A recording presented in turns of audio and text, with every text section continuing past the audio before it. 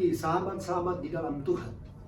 Kiranya Tuhan kita Yesus Kristus memberi kita kekuatan, kesehatan, bahkan damai sejahtera yang melimpah-limpah.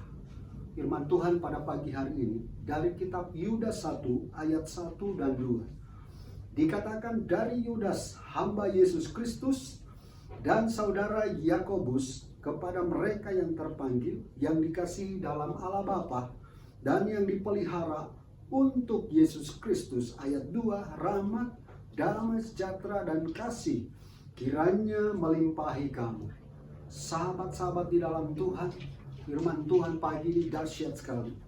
Berbicara tentang seorang yang bernama Yudas.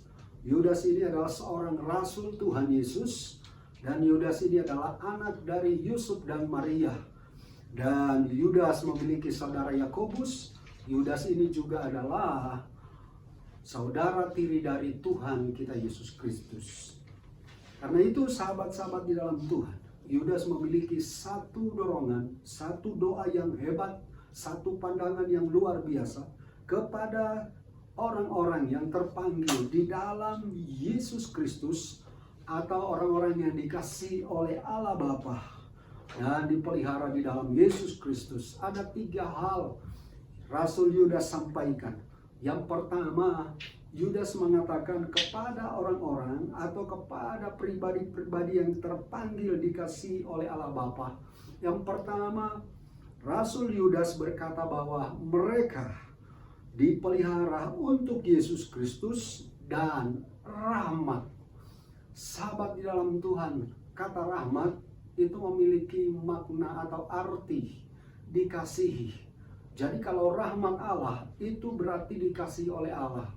Jadi Yudas itu mengingatkan bahwa mereka yang telah terpanggil di dalam Allah itu benar-benar dikasihi atau disayang oleh Allah.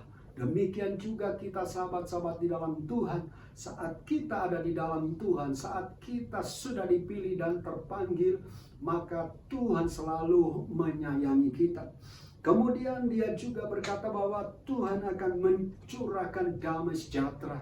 Damai sejahtera dari Allah itu akan berbeda dengan damai yang diberikan oleh dunia. Kalau yang ada di dunia, misalnya ada orang mengasihi kita, satu ketika juga dia bisa berubah. Tapi kalau rahmat, kemudian damai sejahtera dari Allah itu tidak pernah berubah. Damai sejahtera dari Allah tidak terpengaruh dengan hal-hal materi, tidak terpengaruh dengan keadaan, tapi selalu dia tetap mengalami yang damai, tetap tinggal di dalam Dia.